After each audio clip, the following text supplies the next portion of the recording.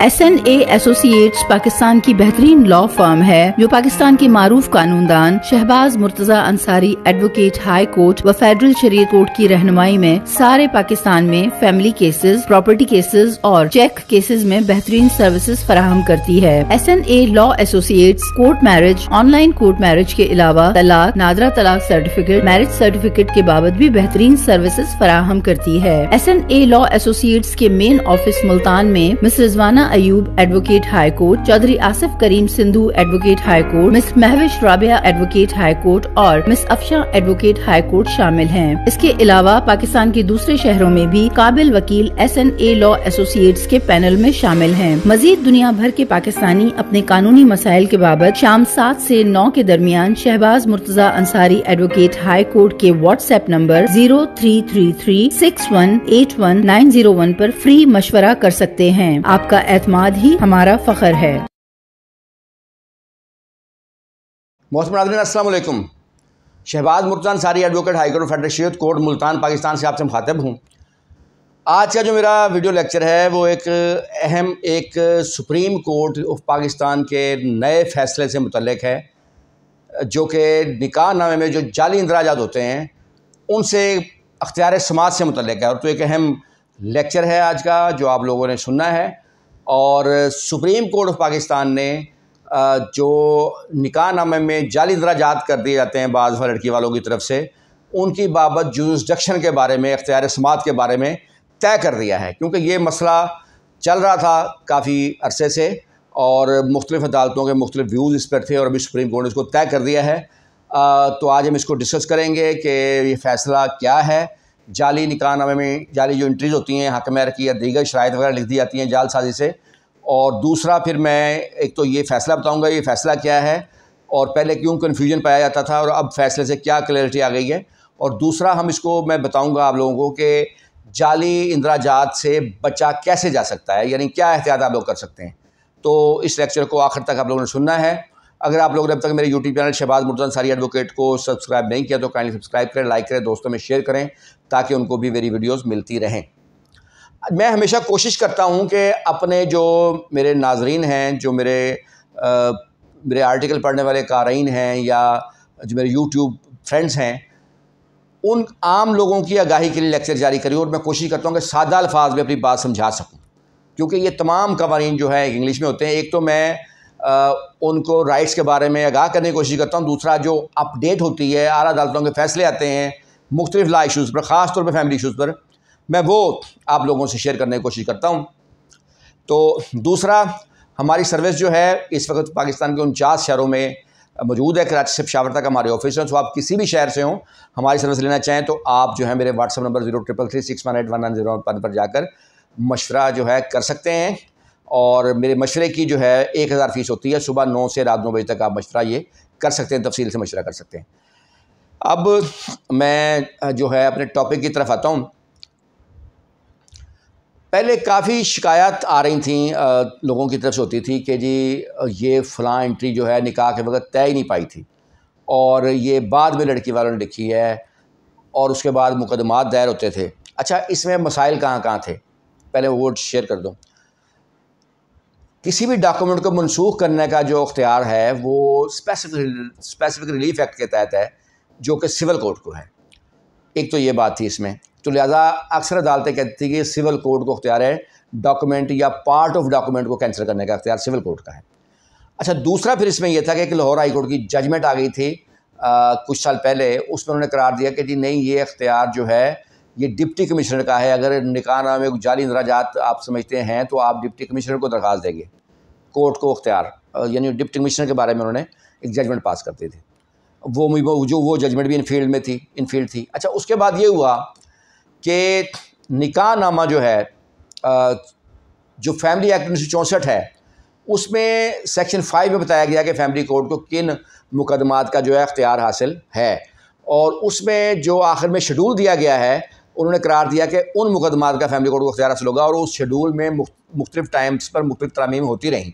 उसमें खाना नंबर 10 में जो 2018 मार्च 2015 को जो तरमीम की गई वो ये थी कि any matter rising out of निकाह नामा, यानी निकाह नामे से मुतल्लिक़ कोई भी मामला हो वो फैमिली कोर्ट को अख्तियार है। लेकिन ये तरमीम सिर्फ पंजाब में है, ये याद रहे।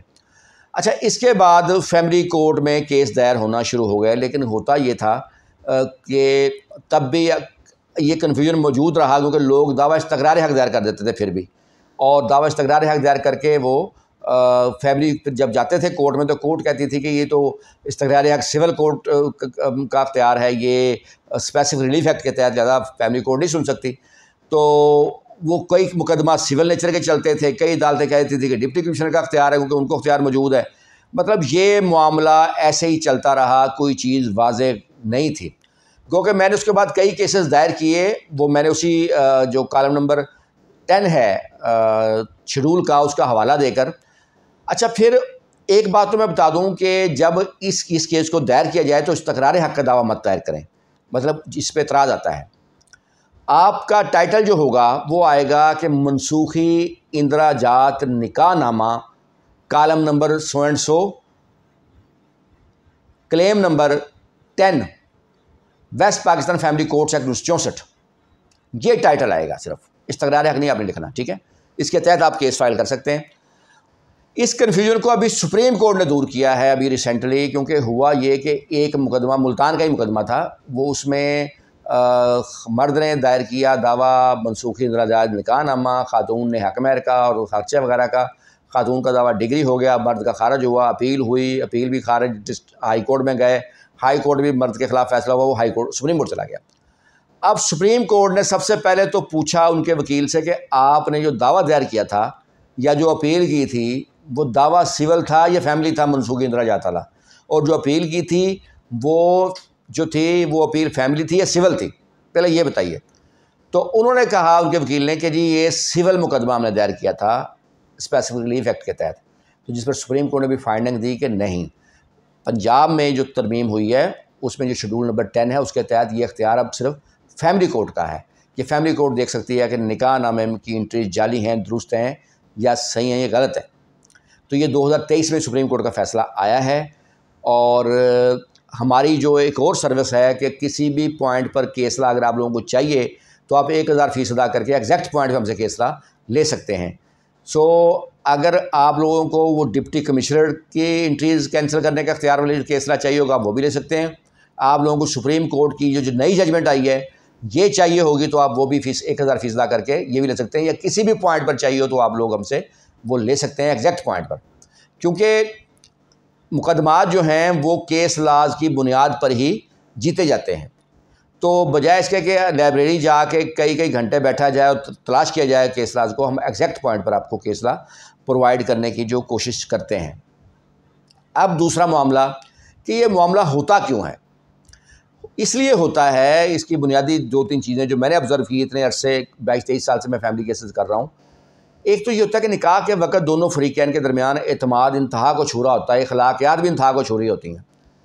सो जब बारात आती है तो अक्सर लोग तब निकाह पढ़वाते हैं। तब ये होता है कि बारात सर पे बैठी है, ज़्यादा टाइम होता नहीं है, तो अक्सर निकाह रजिस्ट्रार हज़रात, बल्कि मैंने नहीं देखा किसी को जिसने चारों परत मौके पे फिल किए हों।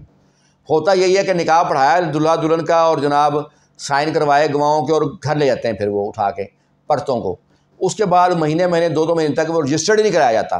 अच्छा, फिर कभी कभी होता है कि कुछ मनफी सोच के लोग जो होते हैं वो निकाह रजिस्ट्रार हज़रात से रब्ता कर लेते हैं और उनको पैसे अगर कुछ दे के तो या उनको किसी भी तरह जो है माइल करके उसमें इंट्रीज़ की जा सकती होती है, क्योंकि सिग्नेचर तो हुए पड़े होते हैं, खाने खाली होते हैं।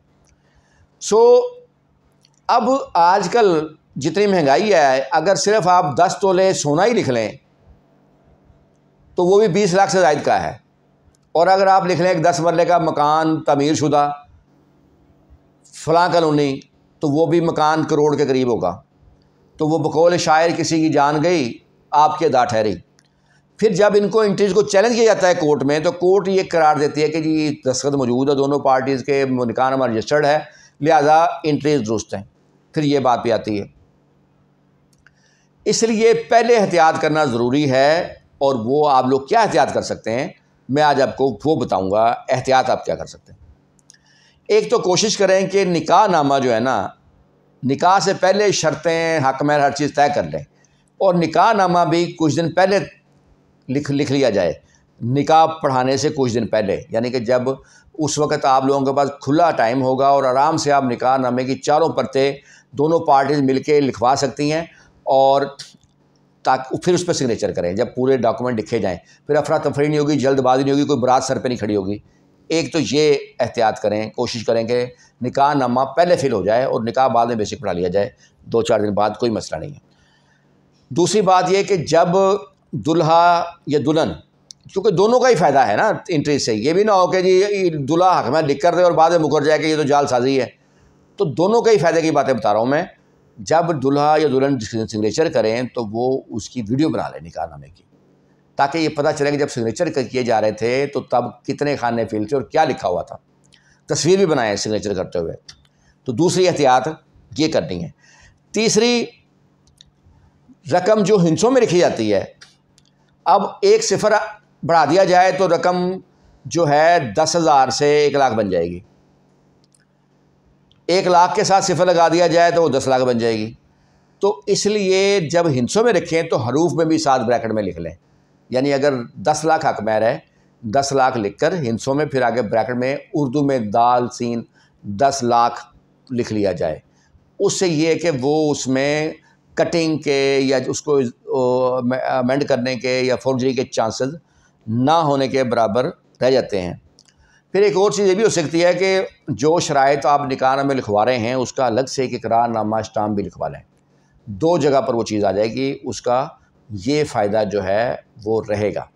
तो ये वो चीज़ें थीं जो मैं आज आप लोग से डिस्कस करना चाहता था। एक तो चीज़ ये अच्छी तय हो गई कि अब कन्फ्यूजन ख़त्म हो गया। अब सुप्रीम कोर्ट का जो फ़ैसला आया है, 3 जस्टिस साहबान का ये फ़ैसला है और उसमें उन्होंने वाज़े कर दिया कि ये फैमिली कोर्ट ही सुनेंगी और वही इसका फ़ैसला करेगी। तो लिहाजा ये सिविल सूट है, ये फैमिली है, या डिप्टी कमिश्नर को अख्तियार है, ये किसका अख्तियार है, ये मामला अब क्लोज़, अब एक वाज़े चीज़ जो है फाइंडिंग कोर्ट की आ चुकी है। आप हमारी सर्विसेज किसी भी शहर में आपका मुकदमा हो, आप लेना चाहें दे सकते हैं और तमाम केसेस जो हैं मेरे ज़रिए निगरानी चलते हैं। मेरा बाकायदा एग्रीमेंट होता है क्लाइंट के साथ और मैं ड्राफ्ट खुद तैयार करता हूँ, फाइनल बैच के लिए खुद आता हूँ। तो बुनियादी चीज़ें कोई भी केस हो मैं खुद करता हूँ। तो आप लोग मेरी वीडियो पसंद करते हैं, इसका शुक्रिया।